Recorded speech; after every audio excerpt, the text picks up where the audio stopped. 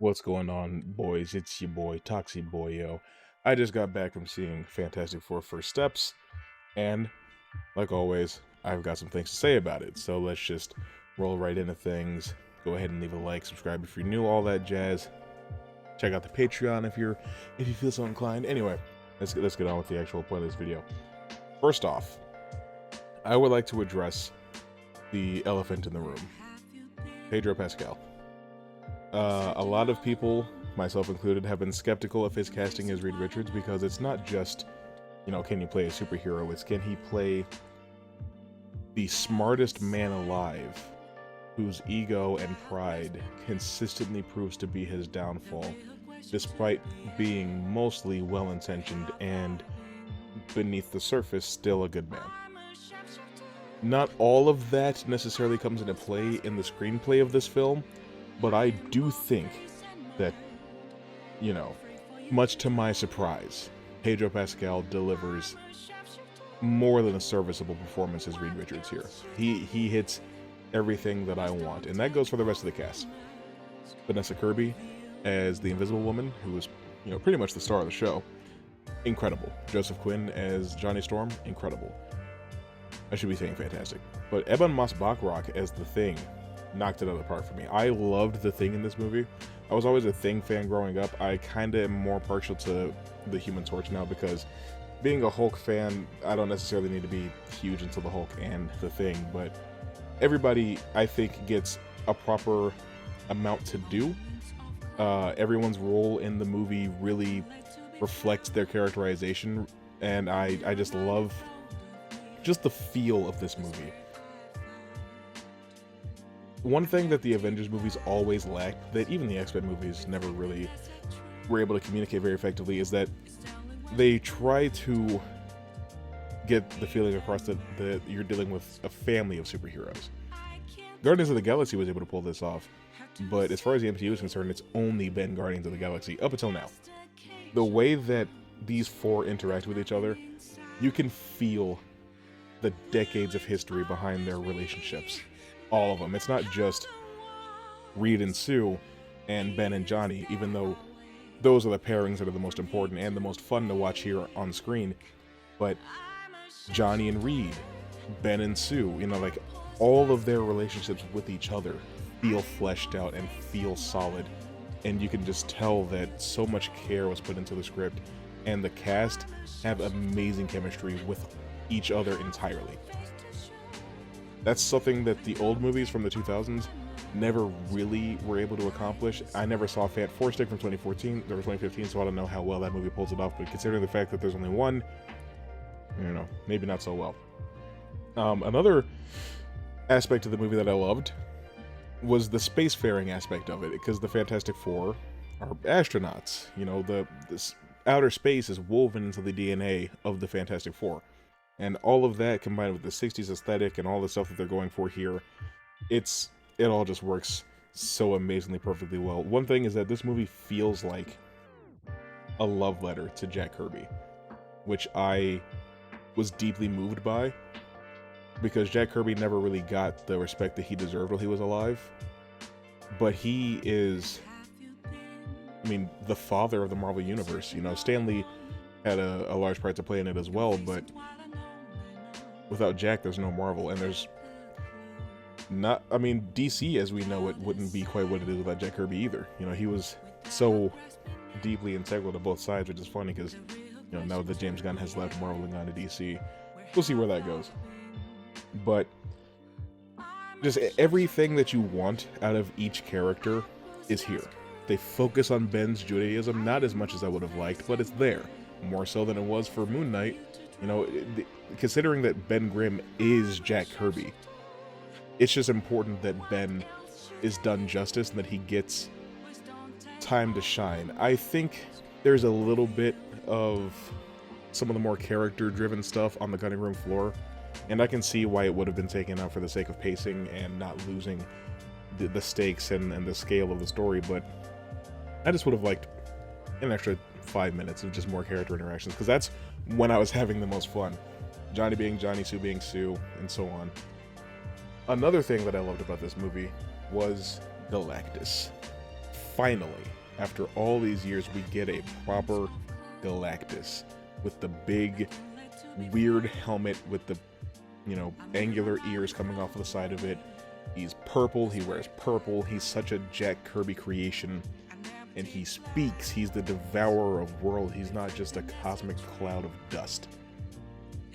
Thank God. He's menacing, he's imposing, and something that's interesting about Galactus is he's not necessarily a bad guy. Yes, he does, destroy life by the billions, but it's not because he enjoys it or finds some sort of sick joy out of it, or even a sense of duty or responsibility like Thanos. It's literally his purpose as an entity is to consume. He's like a universal equalizer is what he is. He's a force of nature more than he's anything else. And that's not to say that he doesn't receive characterization, because he absolutely does, and he's very interesting within the context of the movie. And that trickles down to the Silver Surfer, who's also really good, really cool. The scenes where she's doing her thing, it's just, she feels so fast and so powerful, and her connection with Johnny's interesting, especially because the last time we did Silver Surfer, he had a connection with Sue. There's a lot of ebb and flow where it's like they want to harken back to that 2007 movie Rise of the Silver Surfer, but they're also trying to distinctify themselves in a certain way. But we're dealing with Galactus and the Silver Surfer. There's going to be some overlap, but not in a way that I ever felt like they were trying too hard to get out of that movie's shadow. I think it strikes a good balance. Only thing is, I would have liked more Silver Surfer, because like in that 2007 movie, or rather in that 2007 movie, Norrin becomes kind of a central character. He's in the movie a lot. His backstory and his characterization is given a lot of time to shine. Not so much here, because she's just not as important to the central plot of the movie. But all the stuff that you want out of the Silver Surfer is still here, and I thought she was incredible. Do I care that she's a woman in this movie? Not even a little. But another thing that I really liked is that when all the punching and the kicking and the caramel starts happening towards the end of the movie, everyone has a part to play. Reed, Johnny, Ben, and Sue all have distinctive roles in defeating Galactus. And that's so satisfying to see. I love when everyone has something to do. That's something that, when you get to having 20 plus characters on screen, you don't really have room to do that anymore. Even the first Avengers movie kind of lost that. Black Widow closed the wormhole, Tony flew the nuke out into space, and that's it. Steve, Clint, Thor, Bruce, they didn't really have anything to do with actually stopping the war. They just kind of fought until it was over. You know what I mean? That's kind of what I'm getting at there. But this movie just has so much soul and so much individuality to it, and it's a damn shame because we know what's coming next. I'm not gonna get into post-credit scenes or anything like that, but we know, based on what we did see in Thunderbolts, that this won't last forever. They're going to be in Avengers Doomsday, which means that they're going to go to what's considered Earth 616 in the MCU. We still don't know exactly how or why, but it's probably the last real Fantastic Four movie we're gonna get, and certainly the last one that looks, feels, and breathes like this one did. And that is a shame, because it feels like any bit of individuality or personality that the MCU has taken on since Endgame kind of just gets snuffed out, and I don't love that. But I mean, as far as movies in 2025 when it comes to comic books, from Captain America to Thunderbolts to Superman to now Fantastic Four, these have been very, very human stories about flawed characters who have to make difficult decisions, and I love that. I love when we deconstruct, not in the way that Zack Snyder likes to do, but deconstruct these characters and look at what kind of person they are. Superman, not Superman. You know what I mean? That kind of thing. And the struggle that Reed Richards and Sue Storm go through in this movie with the situation that they're placed in feels so real.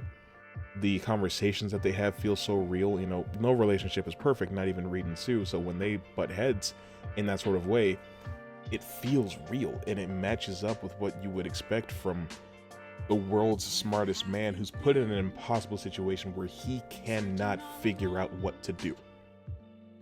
Now, a lot of the stuff from the trailers that like focus on his guilt and stuff like that, and Johnny's like wanderlust, a lot of that was scaled back. We don't get all of that in the movie. It's kind of unfortunate. The streets have been saying that it feels like they left out an entire act. I don't necessarily agree. I think that the story here is complete. I just would have liked a little bit more, and that's the same thing I said about Superman. I would have liked a little bit more. Comparing the two movies directly, though, what's better?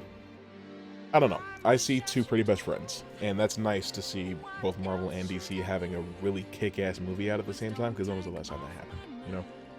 So if I were to grade this movie, give it a rating, I'd give it a 4 out of 4.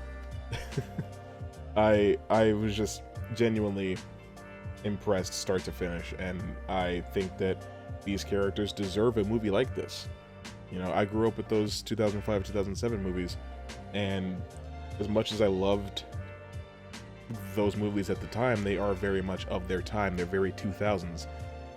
This is a movie that feels like a classic. It feels like it's going to continue to be timeless outside of, you know, Pedro Pascal being everywhere. I think that the movie's going to age a lot better, because it moved me in a way that those old movies never really did. But that's all I've got to say. I'll probably do a deeper dive into spoilers sometime this coming week, sooner than I did my Superman video. That's for sure. I make you that promise. But if you've seen the movie, let me know what you thought about it in the comments below. Don't spoil it, please. This is a very important movie, considering that Avengers Doomsday comes out next year, and the only thing between this and that is Spider-Man Brand New Day.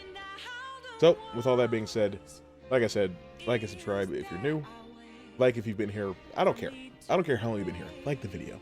Subscribe if you're new. Click the links, and they'll take you to all the places. Any 4 more videos, I'm sure that you know what to do. We'll see you later.